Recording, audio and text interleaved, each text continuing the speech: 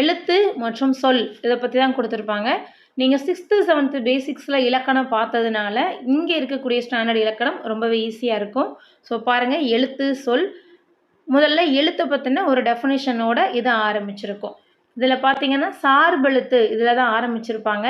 சார்பெழுத்துக்கள் எத்தனை இருக்குது? 10 இருக்குது சார்பெழுத்து. உயிர்மை, ஆயுதம், உயிரளபடை, ஒற்றளபடை, குற்றியலுகரம், குற்றியலிகரம், ஐகார குறுக்கம், ஔகார குறுக்கம், மகர குறுக்கம், ஆயுத குறுக்கம். இந்த 10 தான் சார்பெழுத்துக்கள். இதை பற்றி நம்ம ஆல்ரெடி நிறையா படிச்சிருக்கோம். 6th 7th ஸ்டாண்டர்ட்ஸ்லேயே நிறைய ரெஃபரன்ஸ் இருக்குது. ஸோ இப்போ நம்ம பேசிக்காக இங்கே ஒரு விஷயத்தை பார்க்கணும். அளவெடுத்தல்னா என்ன? அளவெடுத்தல் அப்படின்னா நீண்டு ஒலித்தல்னு அர்த்தம். ஓகே, அளவெடுத்தல். ஸோ பாருங்கள், பேச்சு வழக்கில் சொற்களை நீட்டி ஒலித்து பேசுவோம். அவ்வாறு பேசும்போது உணர்வுக்கும் இனிய ஓசைக்கும் அளவெடுத்தல் பயன்படுகிறது. ஸோ எடுத்துக்காட்டு பாருங்கள், அம்மா பக்கத்தில் இருந்தாங்கன்னா அம்மா இங்கே வாங்க இது பண்ணுங்க அப்படின்னு கேட்போம். இதே அம்மா வீட்டுக்கு வெளியே யார்ட்டையா பேசிகிட்டு இருக்காங்க, நம்ம வீட்டுக்குள்ளே இருக்கோம்னு வச்சுக்கிருவோம். இப்போ எப்படி கூப்பிடுவோம்? ரொம்ப சவுண்டாக அம்மா அப்படின்னு கூப்பிடுவோமா? அப்போ கடைசி இருக்கக்கூடிய இந்த நெடில் எழுத்து அம்மா, இந்த நெடில் எழுத்து தான் அளவெடுக்கும். எந்த மாதிரி அளவெடுக்கும் பாருங்கள். ஆக்சுவலி இந்த மாவை பிரித்தோம் அப்படின்னா இம் கூட்டல் ஆ அப்படின்னு தான் நம்ம பிரிப்போம். அதான் மா. ஆனால் அளவெடுக்கும் போது இந்த ஆவுடைய இனமான குறில் எழுத்து ஆ தான் அளவெடுத்து வரும். ஓகே, அதே மாதிரி தம்பி இதை பாருங்க, பி இதை பிரிச்சிங்கன்னா இப்பு கூட்டல் ஈ அப்படின்னு தான் பிரியும். ஆனால் அளவெடுத்து வரும்போது ஈயோட இனமான குறில் எழுத்து குறில் ஈ தான் அளவெடுத்து வரும். ஸோ இது பை ப்ராக்டிஸில் நீங்கள் ஞாபகம் வச்சுக்கிறணும். எல்லாத்துக்குமே ஷார்ட்கட்டில் ஞாபகம் வச்சுக்க முடியுமா? That is not possible. So some of the things உங்களுடைய ஓன் எக்ஸ்பீரியன்ஸ்னால, உங்களுடைய அண்டர்ஸ்டாண்டிங்னால தான் நீங்கள் புரிஞ்சு வச்சுக்க முடியும். இப்போ காம்படிஷனும் ஓவர் ஆயிடுச்சு இல்லையா? ஸோ அதனால் புரிதல் ரொம்பவே முக்கியம். ஸோ அப்போ அம்மா அப்படிங்கிறத நம்ம நீண்டு ஒலிக்கும் போது நெடிலெழுத்து அளவெடுக்கலை, குறில் எழுத்து தான் அளவெடுக்குது. அதை தான் இங்கே சொல்லியிருக்காங்க. அடுத்தது பாருங்கள். ஸோ சார்பெழுத்துக்களில் பார்த்தீங்க அப்படின்னா உயிர்மை, ஆயுத்தம் இந்த ரெண்டுமே நம்ம லோயர் ஸ்டாண்டர்டில் பார்த்தாச்சு. ஸோ மூன்றாவதாக இருக்கக்கூடிய உயிரளபடை இங்கே கொடுத்துருக்குறாங்க. உயிரளபடை டெஃபினிஷனை பாருங்கள். செய்யுளில் மொழிக்கு முதலிலும் இடையிலும் இறுதியிலும் நிற்கிற உயிர் நெட்டெழுத்துக்கள் தத்தம் அளவில் நீண்டு ஒலிக்கும் போது அதை குறிக்க நெட்டெழுத்துக்களின் இனமான குற்றெழுத்துக்கள் அவற்றின் பின்னால் வரும். இவ்வாறு வருவது உயிரளபடை எனப்படும்.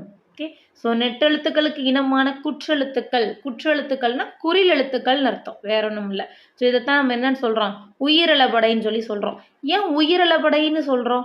ஏன்னா ஸோ இப்போ பார்த்தீங்கன்னா மேலே இருக்கக்கூடிய அந்த டெஃபினிஷன், அந்த எடுத்துக்காட்டில் அம்மா அப்படிங்கிறத நம்ம பார்த்தோம். ஸோ மா அப்படிங்கிறது ஆ நெடில் எழுத்து, அதோட இனமான குறில் எழுத்து அளவெடுத்து வந்திருக்குன்றதை பார்த்துருக்கோம். ஓகே, ஸோ இப்போ இந்த பாயிண்டில் என்ன ஞாபகம் வச்சுக்கிறணும்? ஏன் நம்ம இதை உயிரளபடைன்னு சொல்கிறோம்? இது ரொம்ப முக்கியம். ஏன் சொல்கிறோம்? அதுக்கானது இங்கே இருக்குது பாருங்கள். உயிர் எழுத்துக்கள். ஸோ உயிர் நெட்டெழுத்துக்கள் அதோடைய அளவில் இருந்து நீண்டு ஒலிக்கும் போது அதனுடைய இனமான குற்றெழுத்துக்கள் அளவெடுக்கும். அதான் இதை உயிரளபடைன்னு சொல்லுவோம். ஸோ எக்ஸாம் பாயிண்ட் ஆஃப் வியூவில் நெக்ஸ்ட் முக்கியமானது என்ன? உயிரளபடை எத்தனை வகைப்படும்? 3 வகைப்படும். ஸோ பாருங்கள், ஃபஸ்ட்டு ஒன் செய்யுளிசை அளபடை. செய்யுளிசை அளபடைனா என்ன? செய்யுளில் ஓசை குறையும் போது அதை நிறைவு செய்வதற்காக நெட்டெழுத்துக்கள் அளபெடுத்தலை செய்யுளிசை அளபடை என்போம். இதனை இசை நிறை அளபடை என்றும் கூறுவர்.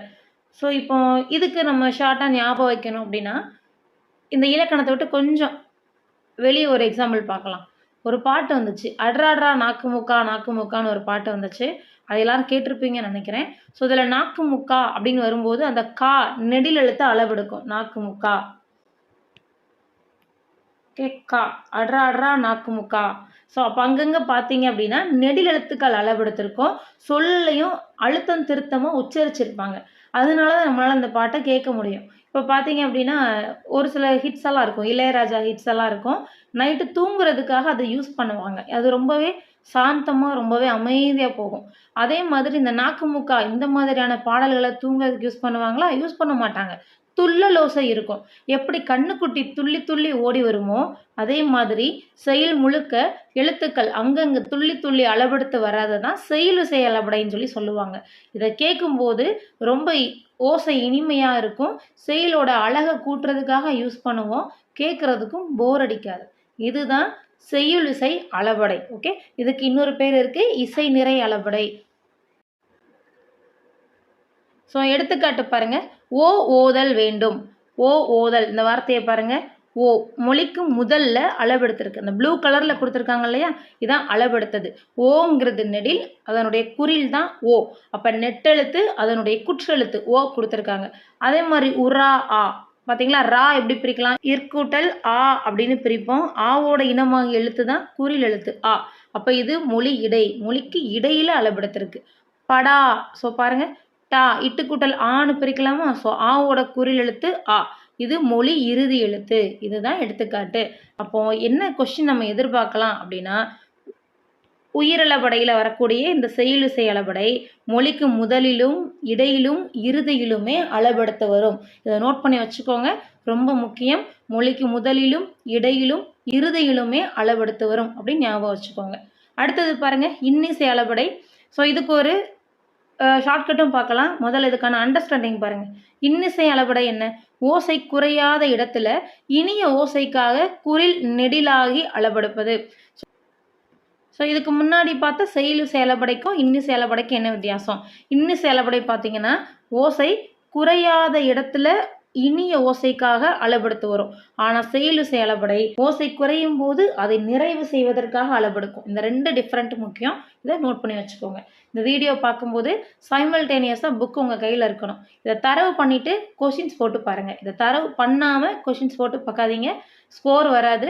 அதே மாதிரி வெறும் கொஷின்ஸ் மட்டும் வாங்கி மெமரி பண்ணி வைக்கிறேன் அப்படியும் படிச்சிங்கன்னா எஃபிஷியண்ட்டாக இருக்காது. ஸோ இப்போ பாருங்கள், செயலோட ஓசை குறையாமல் இருந்துச்சுனாலும், ஓசை குறையாமனா என்ன, கேட்கவே நல்லா தான் இருக்குது, இனிமையாக தான் இருக்குது. ஆனாலும் நாங்கள் என்ன பண்ணுறோம், இன்னும் இனிமையை கூட்டுறதுக்காக ஒரு சில இடங்களில் நெடில் ஓசைகளை பயன்படுத்துகிறோம். அப்படி வந்துச்சுன்னா அது இன்னிசை அளபடை.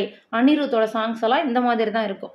ஸோ இதுக்கு பாருங்கள், இதுக்கு எப்படி கண்டுபிடிக்கலாம். இப்போ எக்ஸாமில் கொடுத்து எடுத்துக்காட்டு மாதிரி கொடுத்து கேட்டாங்க அப்படின்னா, இது 10th புக்கில் இருக்கக்கூடிய எடுத்துக்காட்டுகள் அப்படியே வர்றதுக்கான வாய்ப்புகள் அதிகம். இதுக்கு முன்னாடி அப்படி தான் வந்திருக்கு. கெடுப்பதுவும் கெட்டாருக்கு சார்வாய் மற்றாங்கே எடுப்பதுவும் எல்லாம் மலை. ஸோ அப்போ பார்த்தீங்கன்னா தூவும் தூவும் இதான் அளபெடுத்திருக்கு. இன்னிசையாக பாட்டு பாடுனா பூமலை தூவும் அப்படின்னு ஞாபகம் வச்சுக்கோங்க. ஸோ இன்னிசை நல்லா அழகாக பாட்டு பாடுறாங்கன்னா பூமலையால் தூவுவாங்க, பூ போடுவாங்க அப்படின்னு ஞாபகம் வச்சுக்கோங்க, போதும். நீங்கள் விஜய் டிவியில் பார்த்தீங்கன்னா சாக்லேட் ஷவர் அப்படின்லாம் முதல்ல ஒன்று இருந்துச்சு இல்லையா, குழந்தைங்க நல்லா பாட்டு பாடினா மேலே சாக்லேட்டாக விழுகும். அதே மாதிரி பூமலையாக தூவுவாங்க அப்படின்னு ஞாபகம் வச்சுக்கோங்க. தென் தேர்ட் ஒன் பாருங்கள், சொல்லிசை அளபடை. இதுவும் என்னன்னு பார்க்கலாம். செய்யுளில் ஒரு பெயர் சொல் எச்ச சொல்லாக திரிந்து அளபெடுப்பது சொல்லிசை அளபடை. ஸோ அப்போ இதுக்கு எடுத்துக்காட்டு பாருங்கள். உரநசையி உள்ளம் துணையாக சென்றார், மரணசையி இன்னும் உளேன். நசை என்றால் என்ன, நசைனா விருப்பம்னு அர்த்தம். விருப்பம் என்னும் பொருள் தருவதற்காக நசையி என அளபெடுத்திருக்கு. பெயர் சொல் வினை எச்சமாக மாறியிருக்கு. ஸோ அதுதான் இங்கே இருக்கிறது. பெயர் சொல் என்னவா மாறி நிற்குது, வினை எச்சமாகி மாறி நிற்குது. நசையி அப்படிங்கிறது ஒரு எச்ச சொல். உரநசையி வானசையி, ஸோ அசையி அசையின்னு வருது இல்லையா, ஸோ இது ஒரு எச்ச சொல். அடுத்தது பாருங்கள், ஒற்றளபடை. உயிரளபடை முடிஞ்சிடுச்சு. அடுத்ததாக ஒற்றளபடை. ஒற்றளபடைனா என்ன, இதே மாதிரி இப்போ பார்த்தீங்கன்னா எல்லாத்துலேயுமே ஒரு காமனான விஷயத்தை ஞாபகம் வச்சுக்கோங்க. அப்படின்னா அளபடை, இந்த இது ரொம்ப முக்கியம். அளபடுக்கிறது அப்படின்னாலே நீண்டு ஒலிக்கிறது. அப்போ எங்கேயோ ஒரு ஓசை குறையுது, நம்ம அதை என்ன பண்ணுறோம், நீண்டு ஒலிக்க போகிறோம். அவ்வளோதான் ஒரு பேசிக்கான டிஃப்ரென்சியேஷன். ஸோ இங்கே பாருங்கள், செய்யுள்ள ஓசை குறையுது, அதை நிறைவு செய்ய மெய்யெழுத்துக்களாக, அந்த மெய்யெழுத்துக்களை பார்த்து வைங்க. ஞனன்ன நமன்ன வயலல. ஓகே, ஸோ இப்போ நான் சொன்ன மாதிரி இதை படித்து வச்சுக்கிட்டிங்கன்னா போதும். ஸோ அதே 6th ஸ்டாண்டர்ட் பேசிக்ஸில் பார்த்துருப்போம். கசட தபர வல்லினம், ஞனன நமன மெல்லினம், எரள வளல இடையினம். ஓகே, ஸோ இப்போ பார்த்தீங்கன்னா ஞனன நமன அப்படிங்கிறது மெல்லினம்.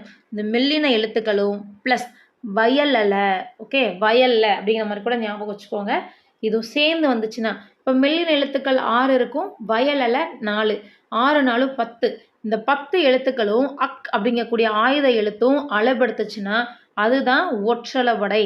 பாருங்க, யங் அளபெடுத்திருக்கா, அக்கு அளபெடுத்திருக்கா, இதுதான் ஒற்றளபடை. ஒற்றுனாலே புள்ளி வைத்த எழுத்துக்கள் அர்த்தம்.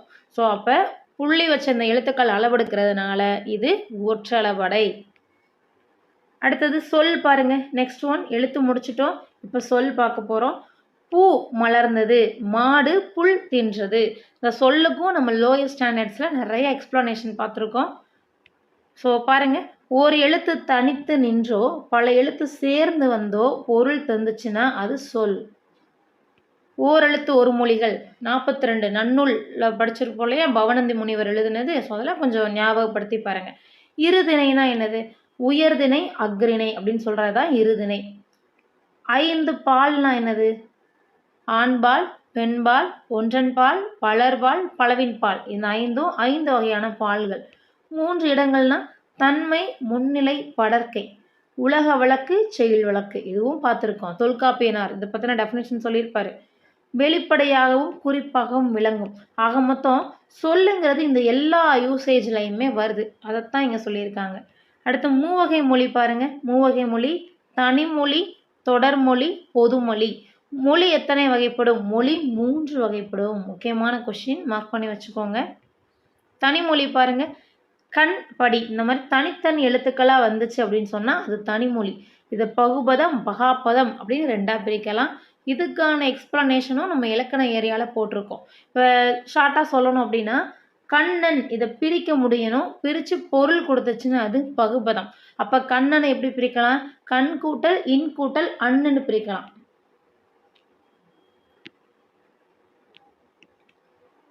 கண் கூட்டல்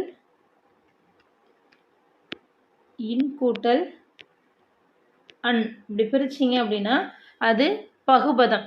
பிரிக்க முடியலை அப்படின்னா அது பகாபதம். இதை ஷார்ட்டாக கொஞ்சம் ஞாபகம் வச்சுக்கோங்க. ஃபுல் ரெஃபரன்ஸ் வேணும்னா பிளேலிஸ்ட் யூஸ் பண்ணிக்கோங்க.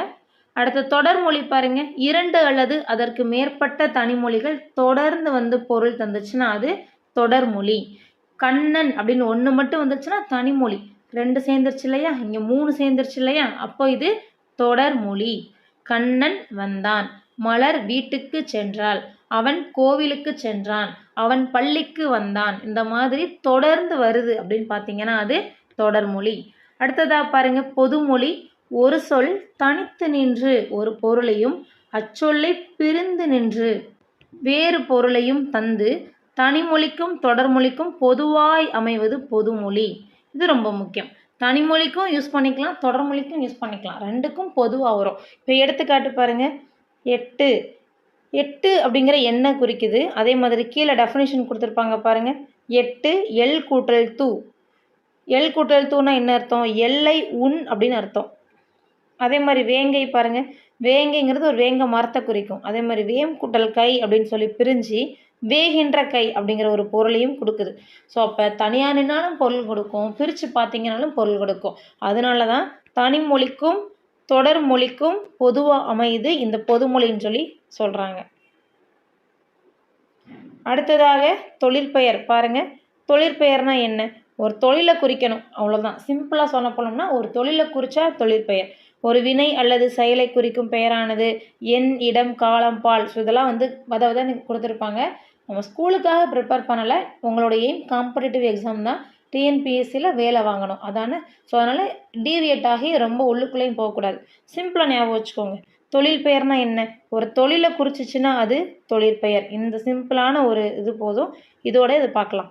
இப்போ ஈதல்னா பாருங்க. ஈதல்னா கொடுக்கறதுன்னு அர்த்தம். ஈனா கொடு, ஓரெழுத்து ஒரு மொழியில் படிச்சிருக்கோம் இல்லையா.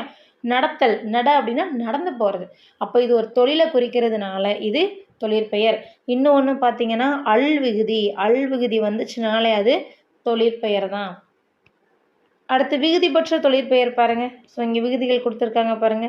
நட, நட அப்படின்னா வினையடி.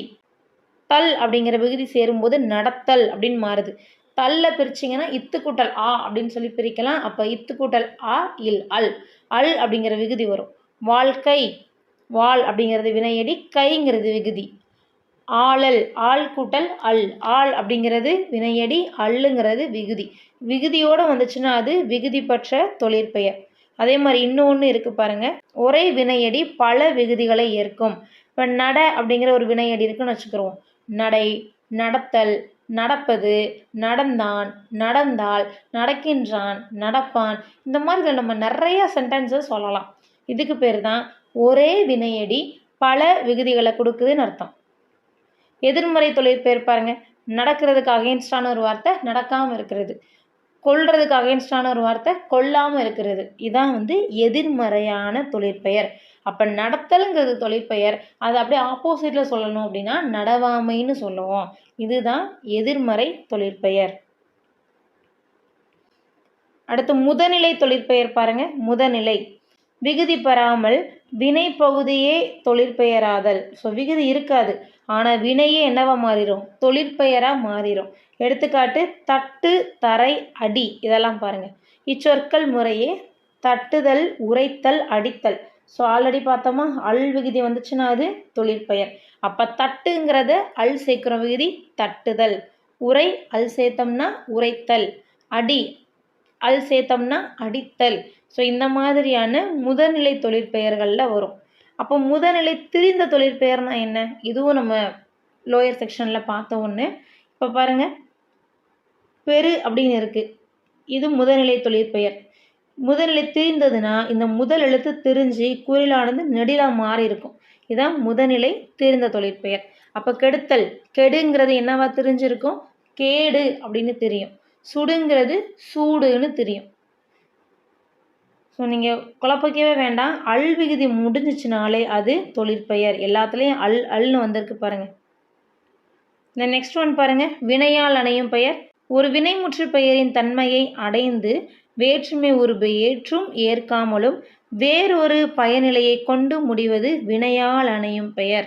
அது தன்மை, முன்னிலை, படர்க்கை ஆகிய இடங்களில் 3 காலங்களிலும் வரும். ஸோ பாருங்க, வந்தவர் அவர்தான், பொறுத்தார் பூமியாழ்வார். ஸோ இந்த வினையை சொன்னதுனால இது வினையால் அணையும் பெயர் ஆயிற்று. ஸோ இப்போ இதுக்கு ஒரு பாக்ஸ் கண்டென்ட் கொடுத்துருக்காங்க. இந்த டிஃபரன்ஷியேஷன் பார்த்தீங்கன்னா நல்லா புரியும். இப்போ பாருங்கள், இது எப்படி பார்க்கலாம். முதல்ல எடுத்துக்காட்டு எடுத்துக்கிடுவோம். பாடுதல், படித்தல். இதை பாருங்கள். இந்த பாடுதல், படித்தல் இதில் என்ன இருக்குது, வினை பெயர்த்தன்மையாகி வினையையே உணர்த்தி நிற்கும். வினைனா செயல்னு அர்த்தம். ஓகே, அது ஒன்று இருக்கு இல்லையா. ஸோ பாடுதல், அங்கே அவர் என்ன பண்ணுறாரு, பாடிக்கிட்டு இருக்காரு. படித்தல், அவங்க என்ன பண்ணுறாங்க, படிச்சுட்டு இருக்காங்க. காலத்தை காட்டுதா, நிகழ்காலம், இறந்த காலம் ஏதாவது காட்டுதா, ஒன்றுமே காட்டலை. படர்க்கைக்கு உரியது. படர்க்கைனா தன்மை, முன்னிலை, படர்க்கைன்னு சொல்லுவாங்க. தன்மைனா தன்னைத்தானு சொல்லிக்கிறது, முன்னிலைனா நமக்கு முன்னாடி இருக்கிறவங்கள பார்த்து சொல்கிறது. இது தொழிற்பெயருக்கு. வினையால் அணையும் பெயருக்கு பாருங்க, பாடியவள், படித்தவர். ஸோ இதிலேயே பார்த்தீங்கன்னா தொழிலை செய்யக்கூடிய கர்த்தாவை குறிக்கிறது. கர்த்தானா யாரு, பாடியவள். இதிலேயே தெரிஞ்சிருச்சு, அது ஒரு கண்டிப்பாக ஒரு பொம்பளை பிள்ளை பாடியிருக்குன்னு தெரிஞ்சிருச்சு. படித்தவர், யாரோ ஒருத்தர் படிச்சிருக்கிறாரு அப்படிங்கிறது இங்கே தெரியுது. ஸோ இதுதான் தொழிலை செய்யக்கூடிய கர்த்தா, அந்த கர்த்தாவை குறிக்கும். கர்த்தா அப்படின்னா சப்ஜெக்டை இங்கே குறிக்கக்கூடியது. ஓகே, ஸோ இது பார்த்தீங்கன்னா தொழிற்பெயர் வெர்பை குறிக்கும், இது சப்ஜெக்டை குறிக்கும். இங்கிலீஷ் மீடியம் ஸ்டூடெண்ட்ஸாக இருந்தீங்கன்னா இதை கூட புரிஞ்சு பார்த்துக்கலாம். தென் அடுத்து பாருங்கள், காலம் காட்டும். காலம் காட்டுதா, பாடியவள் காலத்தை காட்டுது, படித்தவர் காலத்தை காட்டுது. ஸோ மூவிடத்திற்கும் உரியது அப்படின்னா என்னது, தன்மை, முன்னிலை, படர்க்கை. இந்த 3க்குமே நம்ம யூஸ் பண்ணிக்க முடியும். ஸோ நீங்கள் என்ன பண்ணுங்க அப்படின்னா, தொழிற்பெயர், வினையால் அணையும் பெயர் இங்கே தனித்தனியாக டிஃப்ரென்சியேஷன் கொடுத்துருந்தாலும் இந்த பாக்ஸ் கண்டென்ட்டை நல்லா பார்த்து வச்சுக்கோங்க. பாக்ஸ் கண்டென்ட் ரொம்பவே முக்கியமான ஒரு கண்டென்ட். ஓகே, இது ரொம்ப ரொம்ப ரொம்ப ரொம்ப முக்கியம். ஸோ நல்லா இதை ரிவைஸ் பண்ணி வச்சுக்கோங்க. திரும்ப திரும்ப ரிவைஸ் பண்ணி பாருங்கள், நல்லாவே புரிஞ்சிடும்.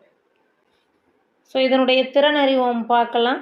மெத்த வணிகலன் அப்படிங்கிறத வணிக கப்பல்களும் மெத்த வணிகலன் அப்படிங்கிற தொடரில் எதை சொல்கிறாங்க, வணிக கப்பல்களும் ஐம்பெருங்காப்பியங்களையும் பற்றி சொல்கிறாங்க. அதே மாதிரி காய்ந்த இலையும் காய்ந்த தொகையும் சண்டும் சருகும்.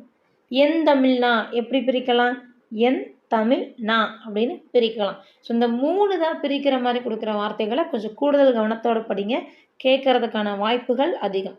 அடுத்து பாருங்க, கேட்டவர் மகிழ பாடிய பாடல் இது.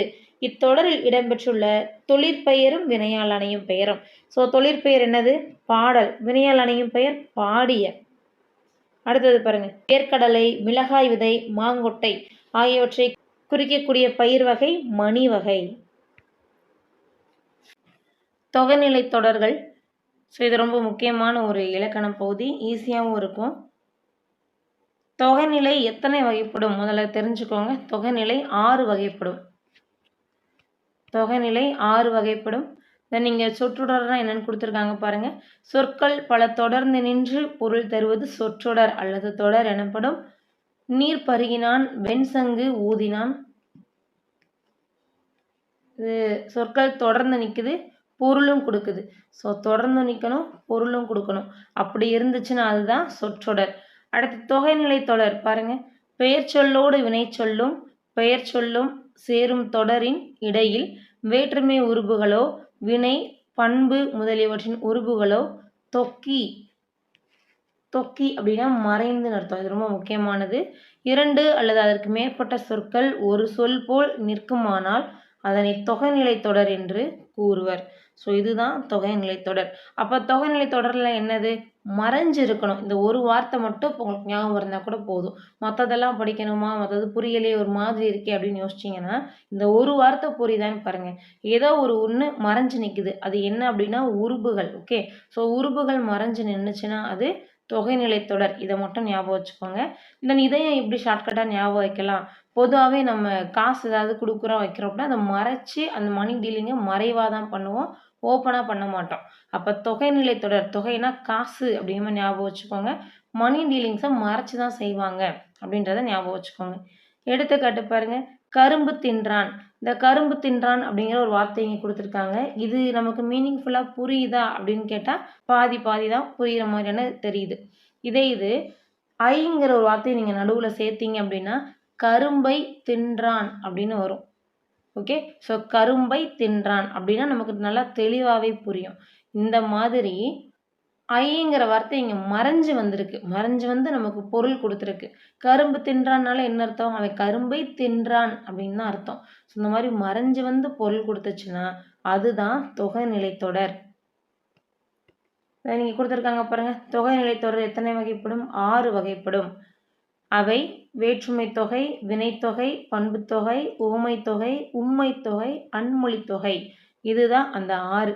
ஸோ இது தெரியறதுக்கு முன்னாடி வேற்றுமை உருபுகள் உங்களுக்கு தெரியணும். வேற்றுமை உருபுகளை கொஞ்சம் நோட் பண்ணி வச்சுக்கோங்க. ஐ, ஆல், கு, இன், அது, கண்.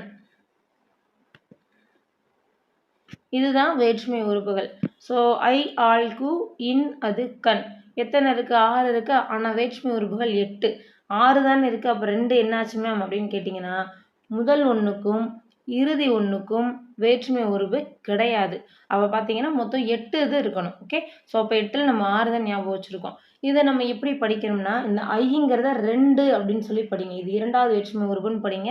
அப்போ 2, 3, 4, 5, 6, 7, 8 அப்படிங்கிற ஞாபகம் வந்துடும். அப்போ ஐங்கிறது எத்தனையாவது வேற்றுமை உறுப்பு? 2வது வேற்றுமை உறுப்பு. கை தொழுது இப்போ படித்தோம் இல்லையா? கையால் தொழுது அப்படின்னு படித்தோம். ஆள் 3ஆம் வேற்றுமை உறுப்பு நாங்கள் படிச்சிருப்பீங்க.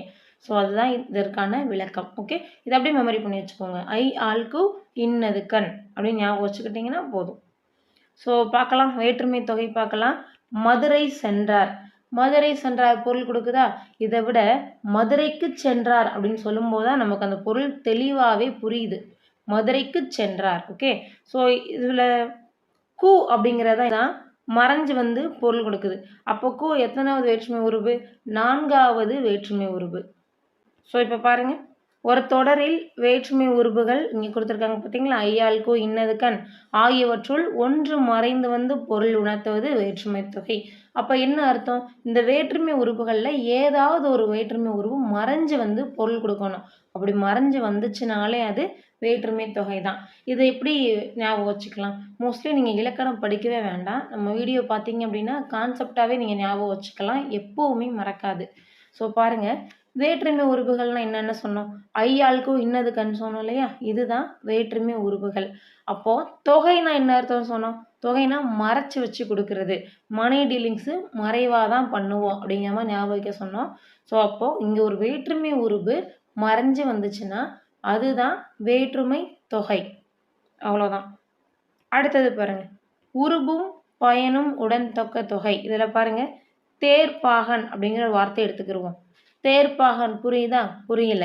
இது தேரை ஓட்டும் பாகன் அப்படின்னு விரிச்சு எழுதும்போது நமக்கு புரியுது. இதில் என்னென்ன வருது?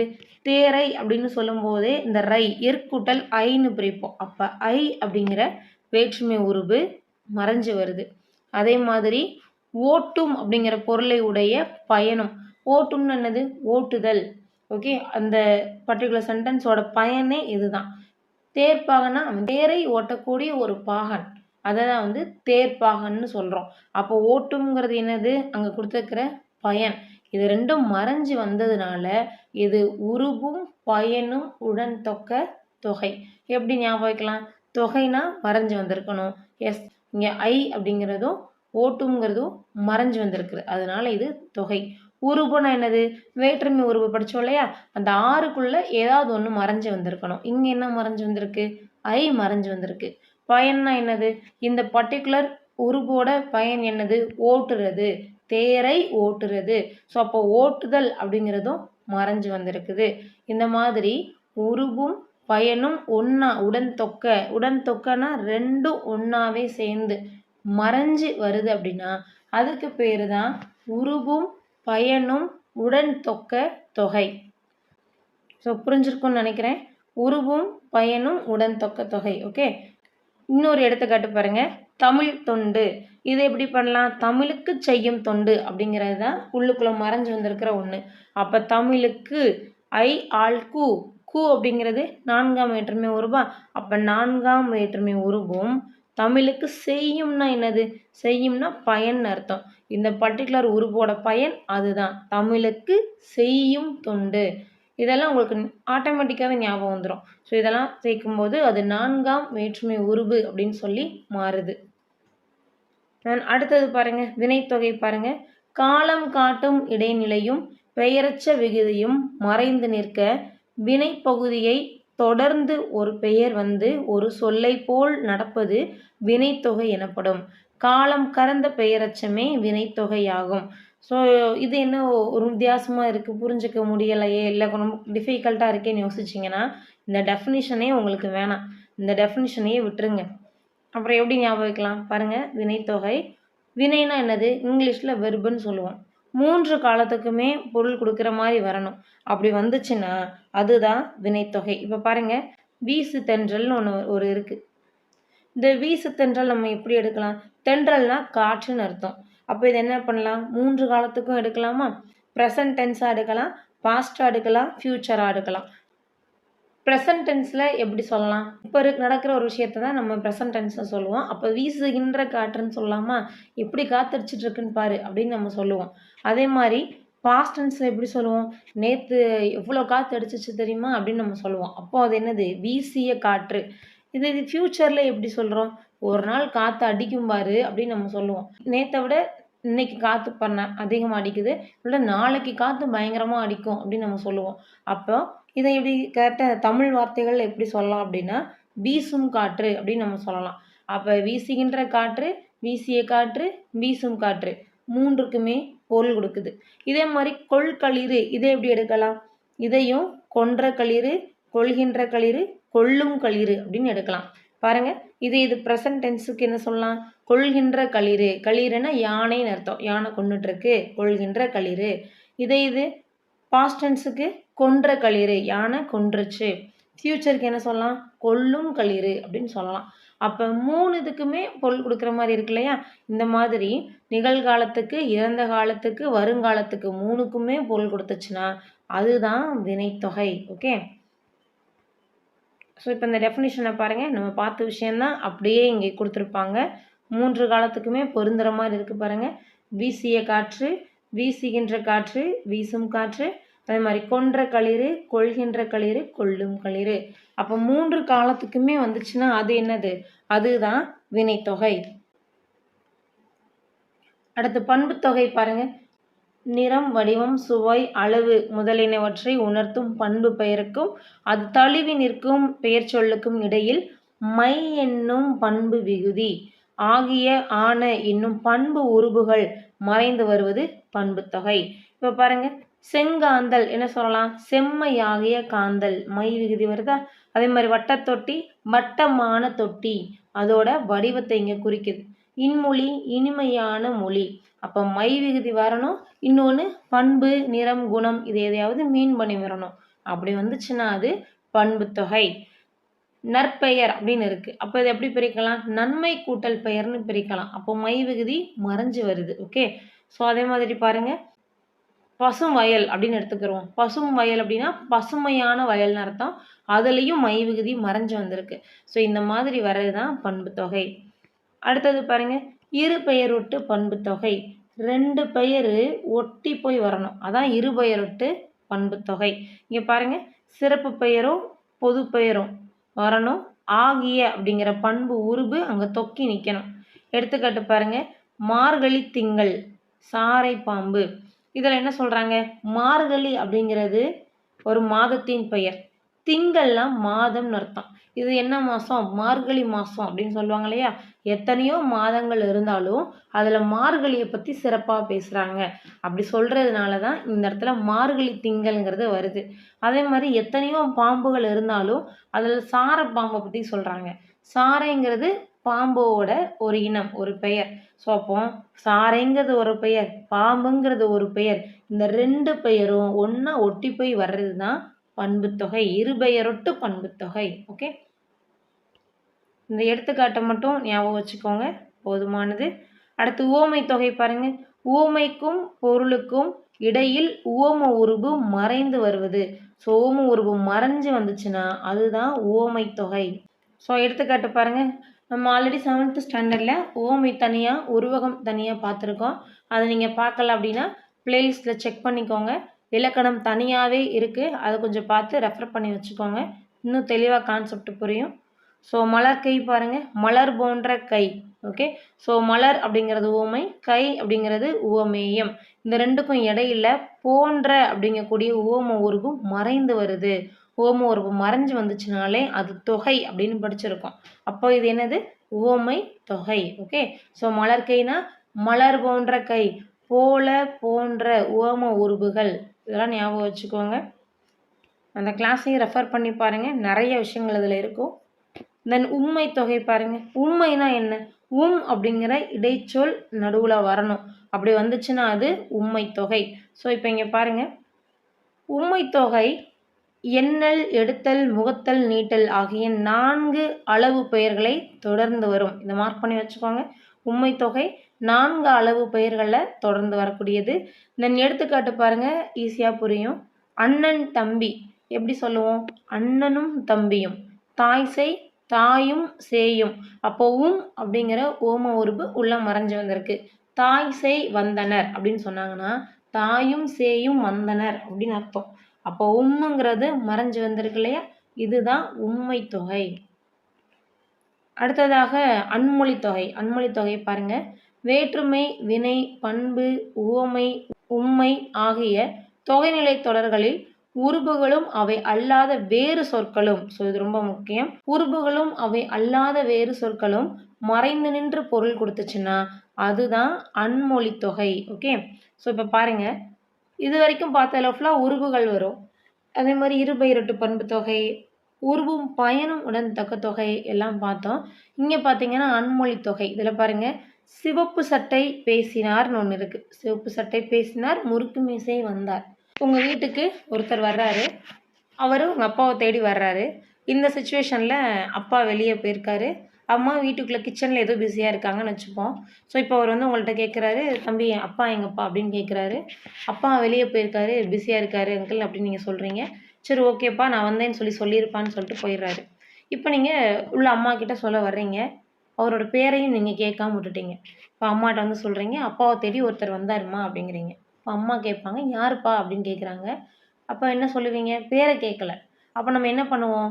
அடுத்ததாக நம்ம வந்து அவருடைய ஃபீச்சரை வச்சு தான் டிஸ்கிரைப் பண்ண யோசிப்போம். எப்படி கருப்பாக இருந்தாரா, வெள்ளையாக இருந்தாரா, குட்டையாக இருந்தாரா அப்படிங்கிற மாதிரி யோசிப்போம். அதுவும் நமக்கு தெரியல, வந்திருந்தவர் ஒரு பஞ்சு மிட்டாய் கலரில் ஒரு சட்டையை போட்டு வந்திருக்காருன்னு வச்சுப்போம். இப்போ என்ன சொல்லுவோம்? அந்த சட்டையை தான் நம்ம உதாரணமாக காட்டுவோம். அந்த சட்டையை வச்சு தான் நம்ம பேசுவோம். அதே மாதிரி கிராமப்புறங்களில் பார்த்தீங்கன்னா ஒரு வழக்கமான ஒரு விஷயம் இருக்கும். பஞ்சாயத்து பண்ணுறவங்களாம் மீசெல்லாம் பெருசாக வச்சுருந்துருப்பாங்க. ஸோ அப்போ என்ன சொல்லுவாங்க அப்படின்னா, இந்த பெரிய மீசை அப்படின்ற மாதிரிலாம் பேசுவாங்க. மீசைக்காரர் பேசினாரு, கைத்தடி வச்சிருந்த தாத்தா, கம்பு வச்ச தாத்தா வந்தார், இந்த மாதிரியான விஷயங்களை நம்ம இங்கே சொல்லுவோம். அப்போ அந்த பஞ்சு மிட்டாய் கலர் சட்டை போட்டவர் வந்தார், இல்லை பெரிய மீசை வச்சவர் பேசினாரு அப்படின்னா, அந்த மீசை அங்கே பேசலை, அந்த சட்டை அங்கே வரலை. அதை போட்டிருந்தவங்க, அதை வச்சிருந்தவங்க தான் வந்திருக்காங்க, பேசியிருக்காங்க. ஸோ இதுக்கு பேர் தான் அன்மொழி தொகை. அந்த ட்ரெஸ்ஸை போட்டவங்க அவங்கள பற்றி சொல்ல போகிறோம், ஆனால் இந்த ட்ரெஸ்ஸை வச்சு சொல்ல போகிறோம். ஓகே. ஸோ அப்போ சிவப்பு சட்டை பேசினார்னா சிகப்பு சட்டை பேசலை, முறுக்கு மீசை வந்தாருன்னா முறுக்கு மீசை மட்டும் நடந்து வரலை, அதை போட்டவங்க அதை வச்சவங்க வந்திருக்காங்க, அவங்களுக்கு இது ஒரு ஐடென்டிட்டி மாதிரி மாறிடுச்சு, அவ்வளோதான். இதுக்கு பேர் தான் அன்மொழி தொகை. ரொம்பவே சூப்பரான ஒன்று, நிறையா தடவை எக்ஸாமில் கேட்ட ஒன்று. ஓகே. ஸோ அதனால தான் இவ்வளோ எக்ஸ்ப்ளனேஷனோடு கொடுத்துருக்கோம். இதை கொஞ்சம் பார்த்து வச்சுக்கோங்க. தென் அவ்வளோதான், இதோட இருக்கக்கூடிய எல்லா தொகை நிலைகளையும் நம்ம முடிச்சிட்டோம். தென் கற்பவை கற்ற பின் பாருங்கள். அன்பு செல்வன் திறன் பேசியின் தொடுதிரையில் படித்து கொண்டிருந்தார். ஓகே. ஸோ அப்போ அன்பு செல்வன் யார்? அன்பு செல்வன் தொடுதிரை 2 கொடுத்துருக்காங்க இல்லையா? ஸோ அன்பு செல்வன் அப்படிங்கிறது இருபெயரொட்டு பண்பு தொகை. ஸோ 2 பெயரும் சேர்ந்து வந்திருக்கும். செல்வன் அப்படின்னாலும் பெயர் தான், அன்பு 4 பெயர் தான். அப்போ அது இருபெயரொட்டு பண்பு தொகை. அதே மாதிரி தொடுதிரை பாருங்க, தொடுதிரை என்பது 3 காலத்துக்குமே வரும். ஸோ அப்படி வர்றதுனால இது என்னது? வினைத்தொகை. அதே மாதிரி மோர் பானை பாருங்க, மோரை உடைய பானைன்னு சொல்லலாமா?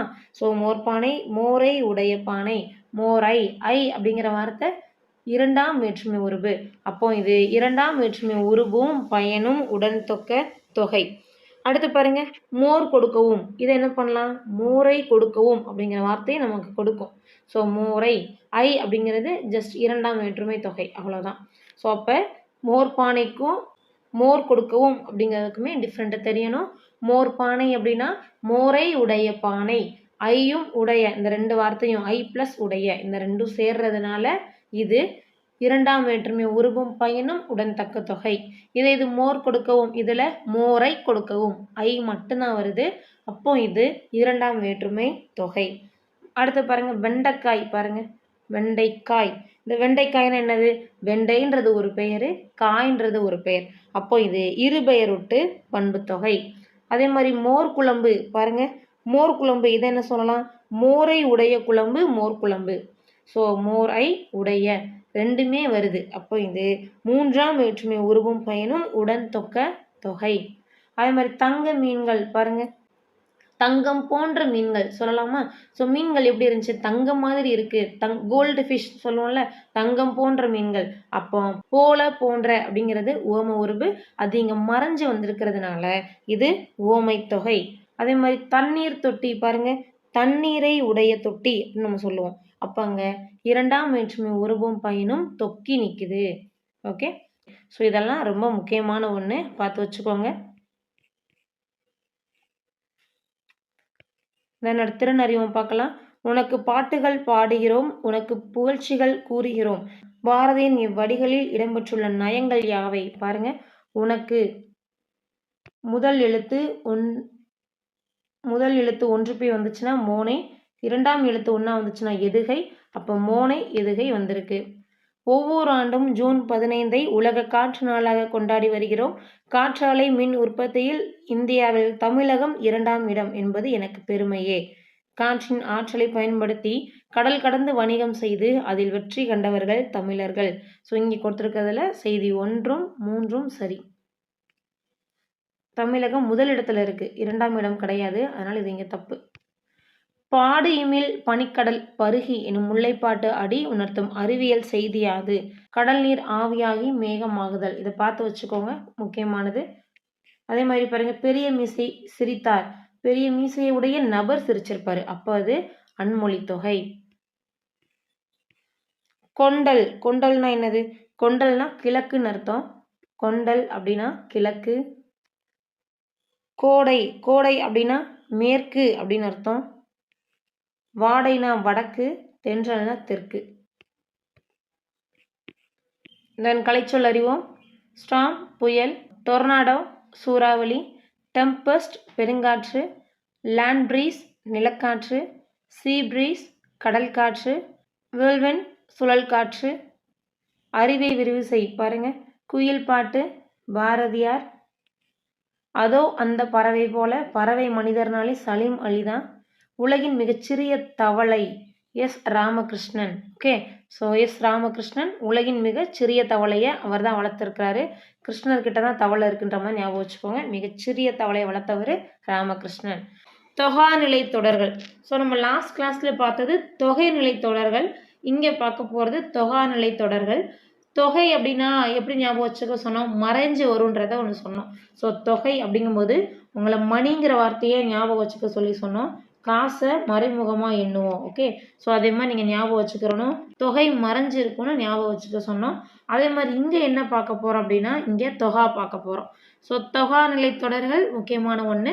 நீங்கள் தொகை நிலைத்தொடர் பார்க்கல அப்படின்னா அந்த வீடியோவை பார்த்துருங்க. பார்த்துட்டு இதை பார்த்தீங்கன்னா இன்னுமே நல்லா புரியும். ஸோ இன்றைக்கான கிளாஸ் பார்ப்போம். தொகா நிலைத்தொடர். ஒரு தொடரில் சொற்களுக்கு இடையில் சொல்லோ உருவோ மறைந்து வராமல், பார்த்தீங்களா? அங்கே பார்த்த தொகைக்கு ஆப்போசிட்டாக தான் இங்கே இருக்கும். இங்கே மறைஞ்சு வராமல் வெளிப்படையாக பொருளை உணர்த்துச்சுன்னா அதுதான் தொகா நிலைத்தொடர். எடுத்துக்காட்டு பாருங்க. காற்று வீசியது, குயில் கூவியது. இதில் ரெண்டுமே நமக்கு புரியுதா? காற்று வீசியதுனாலும் புரியுது, குயில் கூவியதுனாலும் புரியுது. அப்போ இதுக்கு எந்த விதமான மறைவு பொருளும் இங்கே தேவையில்லை. ஸோ அப்போ வெளிப்படையாக வந்துச்சுன்னா அது தொகா நிலைத்தொடர்.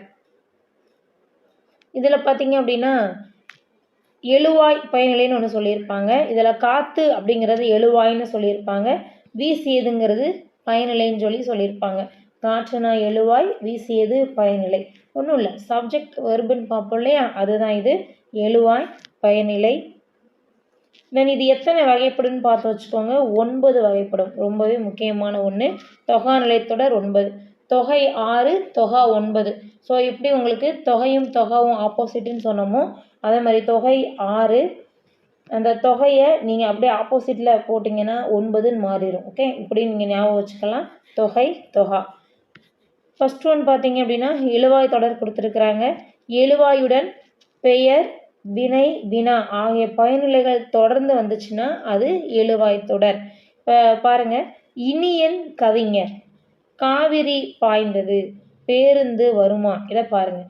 ஸோ எழுவாய் பயனிலை முதல்ல அதுக்கான ஒரு டீட்டெயில்டான எக்ஸ்ப்ளனேஷன் இங்கே தேவைப்படுது. முதல்ல கொடுத்துருக்காங்க இல்லையா சப்ஜெக்ட், அதுதான் எழுவாய். அப்படி பார்த்தீங்கன்னா இங்கே இனியன், காவிரி, பேருந்து இந்த 3மே சப்ஜெக்டா, இந்த 3மே எழுவாய். ஓகே, எழுவாய் அதாவது சப்ஜெக்ட்.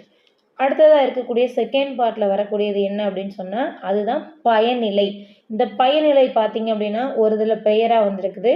பெயர் கவிஞர் அப்படின்னா பெயர் தானே. இனியன் கவிஞர், இனியன்கிறது எழுவாய் ஆயிடுச்சுன்னா கவிஞருங்கிறது பயனிலையாக இருக்கும். ஓகே, அதே மாதிரி பாய்ந்தது இது வினை வெர்பு தானே. ஸோ இது பார்த்தீங்க அப்படின்னா இறந்த காலத்தை குறிக்குது. பாய்ந்தது, பாய்ந்தது, பாயும், பாயின்றது அப்படின்னு 3 காலத்துக்கு பிரிக்கலாமா?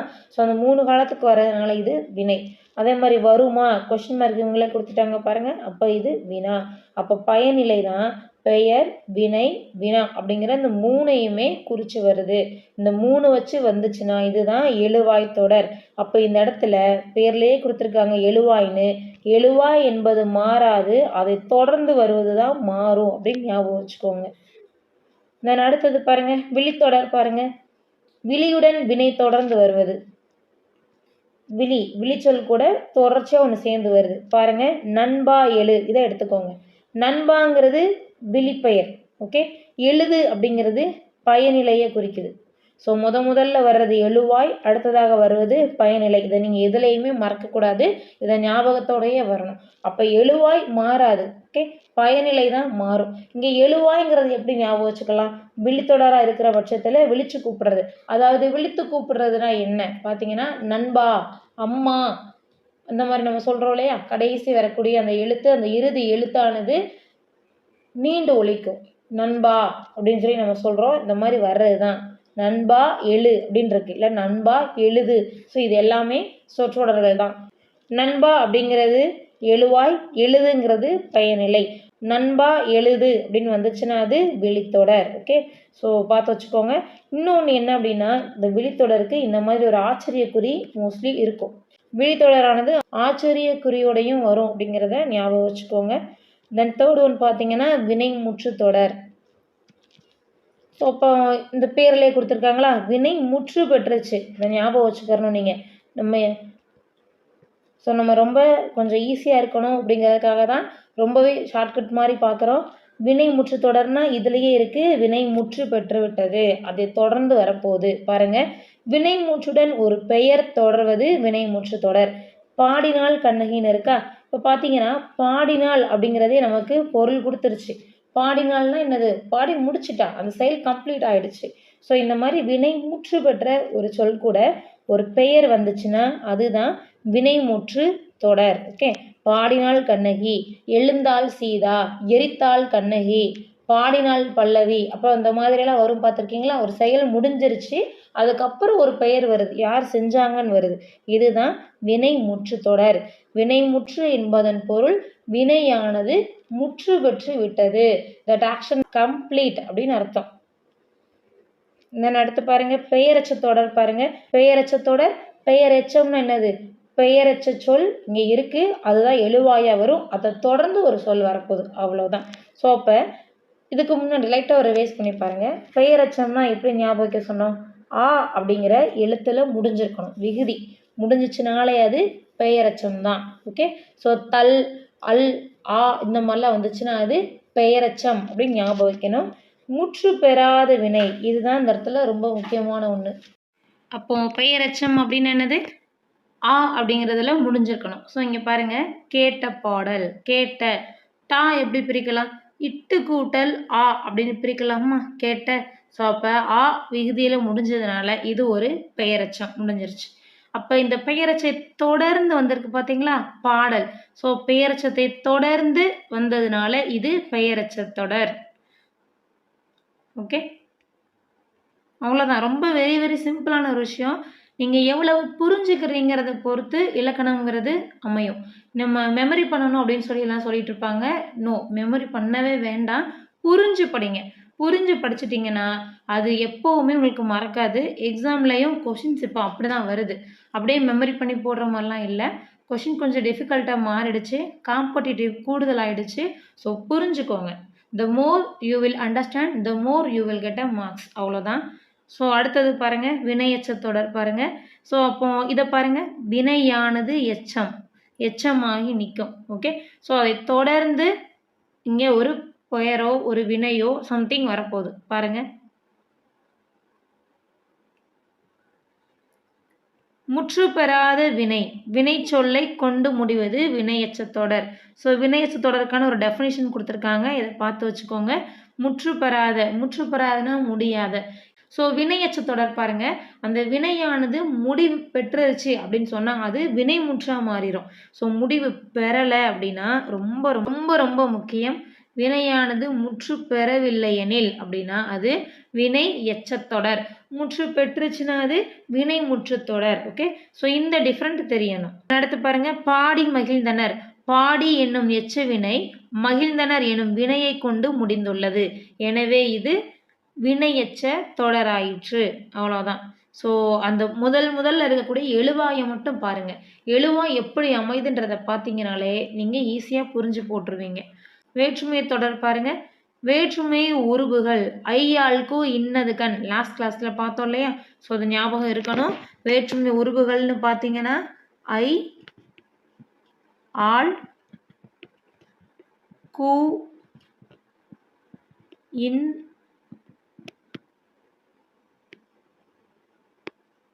அது, கண், இதுதான் வேற்றுமை உருபு. ஸோ முதலுக்கும் கடைசிக்கும் உருபுகள் கிடையாது, மொத்தம் 8 வேற்றுமை இருக்குது. ஸோ இதில் பாருங்கள், வேற்றுமை உருபுகள் வெளிப்படையாக அமையும்.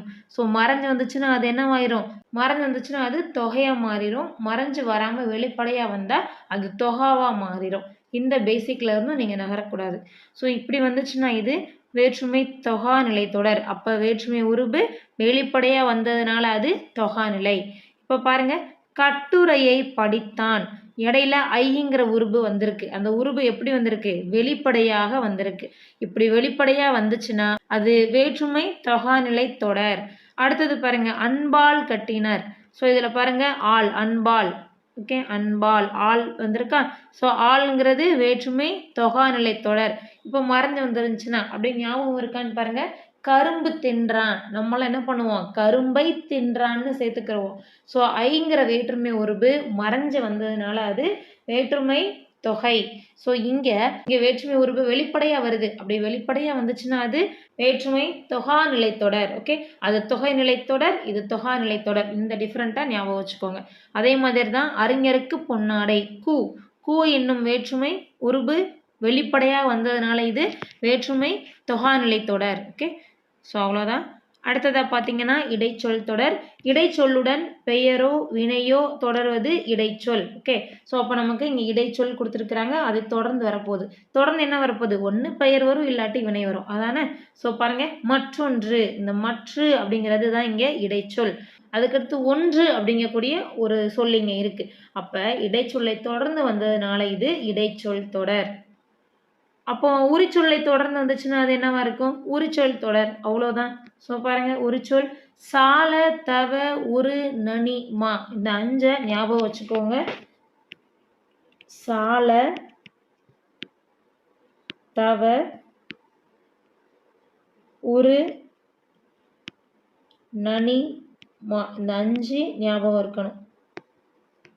ஸோ இதுதான் உரிச்சொல் உருபுகள். ஸோ அப்போ பார்த்தீங்கன்னா இந்த உரிச்சொல் கூட ஏதாவது பெயரோ அல்லது வினையோ வந்துச்சுன்னா அது உரிச்சொல் தொடர். இங்கே பாருங்க, சாலை சிறந்தது கொடுத்துருக்காங்க பாருங்க. நம்ம இங்கே பார்த்ததுலேயும் சாலை பார்த்தோமா. ஸோ சாலை அப்படிங்கிற உரிச்சொல், அதை தொடர்ந்து சிறந்தது அப்படிங்கிறது வந்திருக்கு. அப்போ இது சாலை சிறந்தது அப்படிங்கிறது என்னவா இருக்கும்? உரிச்சொல் தொடராக இருக்கும். அடுத்தது அடுக்கு தொடர் பாருங்க. ஒரு சொல் 2, 3 முறை அடுக்கி வருவது அடுக்கு தொடர். வருக வருக வருக. ஒரு சொல் உவகையின் காரணமாக மீண்டும் மீண்டும் வரலாம். ஸோ நம்ம சந்தோஷமாக இருக்கும்போது இல்லை ரொம்ப துக்கமாக இருக்கும்போதோ ரிப்பீட்டடாக வார்த்தைகளை சொல்லுவோம். அப்படி சொல்கிறது தான் அடுக்கு தொடர். தென் அடுக்கு தொடருக்கும் இரட்டை கிளவிக்குமே ரொம்ப டீட்டெயில்டாக நம்ம எக்ஸ்ப்ளனேஷன் போட்டிருக்கிறோம். வீடியோ இருக்குது, கூடுதல் தகவல்களோடு இருக்குது. ஓகே, ஸோ அதையும் ரெஃபர் பண்ணி வச்சு பார்த்துக்கோங்க. இரட்டை கிளவியை பிரித்தா பொருள் கொடுக்காது, அடுக்கு தொடரை பிரித்தா பொருள் கொடுக்கும். ஸோ இதெல்லாம் கொஞ்சம் ஞாபகம் வச்சுக்கிறணும். அடுத்து தெரியுமா பாக்ஸ் கண்டென்ட் கொடுத்துருக்காங்க. ஒன்றிற்கு மேற்பட்ட எச்சங்கள் சேர்ந்து பெயரை கொண்டு முடியும் கூட்டுநிலை பெயரெச்சங்களை இக்காலத்தில் பெருமளவில் பயன்படுத்துகிறோம். வேண்டிய, கூடிய, தக்க, வல்ல முதலான பெயரெச்சங்களை செய்ய என்னும் வாய்ப்பாடு வினையெச்சத்துடன் சேர்ப்பதன் மூலம் கூட்டுநிலை பெயரெச்சங்கள் உருவாகின்றன. ஸோ இதில் கேட்க வேண்டிய பாடல் சொல்லத்தக்க செய்தி. இது ரெண்டையும் பாருங்க. இது ரெண்டுமே என்னது? கூட்டுநிலை பெயரெச்சங்கள். ஸோ பெயரெச்சங்கள் கூட செய்ய அப்படிங்கிற இந்த வாய்ப்பாடு இங்கே வந்திருக்கு. அதனால தான் இது என்ன ஆயிடுச்சு? கூட்டுநிலை பெயரெச்சங்களாக மாறி இருக்கு. எக்ஸ்பிளனேஷன் புரியலனாலும் ஒன்றும் பிரச்சனை இல்லை. இந்த 2 சொற்றொடரை பார்த்து வச்சுக்கோங்க. இது கேட்டால் கூட்டுநிலை பெயரெச்சம். கற்பவை கற்ற பின் பாருங்க, இதில் என்னன்னு பார்க்கலாம். ஃபர்ஸ்ட் ஒன், இறங்கினார் முகமது. பாருங்க, இறங்கினார் இதில் வினையானது முற்று பெற்றுச்சா. ஸோ வினையை தொடர்ந்து பெயரோ அல்லது ஒரு வினை சொல்லோ வரலாம். அப்படி வந்துச்சுன்னா அது என்னது? வினை முற்று. ஸோ இறங்கினார் முகமது என்பது வினை முற்று.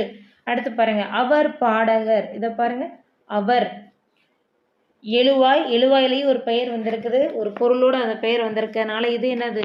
இதுதான் எழுவாய். ஓகே, அடுத்தது பாருங்க, பாடுவதும் கேட்பதும். இது கூட்டு வினை எச்சம் சொல்லி சொல்லுவோம். பாடுவதும் கேட்பதும் கூட்டு வினை எச்சம்.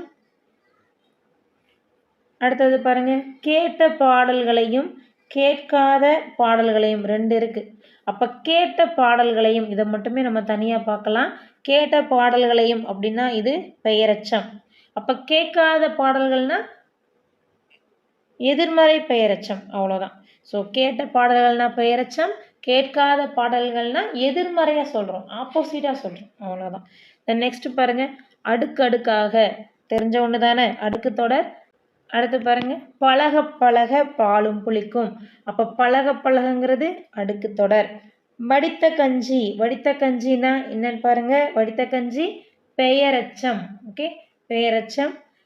மேடையில் நன்றாக பேசினால், ஸோ நன்றாக பேசினால், நன்றாக பேசினால் இருக்கா, இது வினையச்சம். அடுத்தது பாருங்க, வந்தார் அண்ணன். வந்தார் அண்ணன் என்பது வினையானது முற்று பெற்று விட்டது, அப்போ இது வினை முற்று. கவிதைகளின் தொகுப்பு பாருங்க, கவிதைகளின் ஐயாள்கு இன்னது கண் இன் ஐந்தாம் வேற்றுமை உருவு வந்திருக்கு.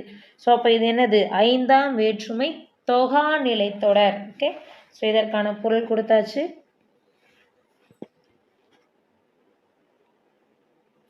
தென் திறனறிவோம் பார்க்கலாம். பின்வருவனவற்றுள் முறையான தொடர்.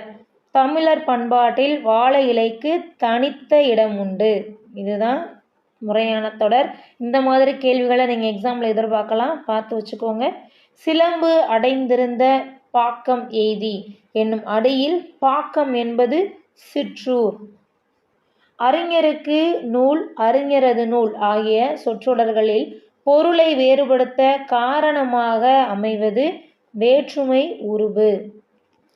அடுத்து பாருங்க, காசி காண்டம் என்பது காசி நகரத்தின் பெருமையை பாடும் நூல். நெக்ஸ்ட் ஒன், விருந்தினரை பேணுவதற்கு பொருள் தேவைப்பட்டதால் தன் கடுங்கோட்டு சீரியாலை பணயம் வைத்து விருந்தளித்தான் என்கிறது புறநானூறு. இச்செய்தி உணர்த்தும் விருந்து போற்றிய நிலை இன்மையிலும் விருந்து. இது ரொம்ப முக்கியமானது, கேட்கலாம். இன்மையிலும் விருந்து. அடுத்து பாருங்க, கலைச்சொல் அறிவோம் பாருங்க. செவ்விலக்கியம், கிளாசிக்கல் லிட்ரேச்சர், காப்பிய இலக்கியம், எப்பிக் லிட்ரேச்சர், பக்தி இலக்கியம், டிவோஷனல் லிட்ரேச்சர், பண்டைய இலக்கியம், ஆன்ஷியன்ட் லிட்ரேச்சர், வட்டார இலக்கியம், ரீஜனல் லிட்ரேச்சர், நாட்டுப்புற இலக்கியம், ஃபோக் லிட்ரேச்சர், நவீன இலக்கியம், மாடர்ன் லிட்ரேச்சர். நெக்ஸ்ட் அறிவை விரிவு செய் பாருங்க, இது ரொம்ப முக்கியம். திருக்குறள் தெளிவுரை. ஓகே, வஉசி முக்கியமானது. நெக்ஸ்ட் ஒன், சிறுவர் நாடோடி கதைகள். நாடோடி அப்படின்னாலே கீரா, வட்டார இலக்கியத்தில் வரும். 6ஆம் திணை பாருங்க, மருத்துவர் கு சிவராமன். ஸோ 6ஆம் திணை அவரை பற்றி நீங்கள் கேள்விப்பட்டிருப்பீங்க. சிவராமன் அவர்கள் ஃபுல்லாகவே பார்த்தீங்கன்னா நாட்டு மருந்துகள், தென் அதே மாதிரி இயற்கை மருத்துவம் சம்மந்தப்பட்டதாக பேசிக்கிட்டே இருப்பார். காய்கறிகள், வீட்டு உணவுகளுக்கெல்லாம் முக்கியத்துவம் கொடுத்து பேசக்கூடிய ஒரு நபர். ஸோ 6ஆம் திணை, திணை, சோளம், கம்பு இதெல்லாம் இருக்குல்ல, ஸோ சிவராமன் ஞாபகம் வச்சுக்கோங்க. ஸோ நாடோடி கீரா ஞாபகம் வந்துடணும். திருக்குறளை தெளிவாக சொல்கிறவர் வஉசி அப்படின்னு ஞாபகம் வச்சுக்கோங்க, வஉசி. ஓகே, ஸோ இதோட இந்த 3rd இயர் இங்கே கம்ப்ளீட் பண்ணுறோம். தேங்க்யூ அண்ட் தேங்க்ஸ் ஃபார் வாட்சிங்.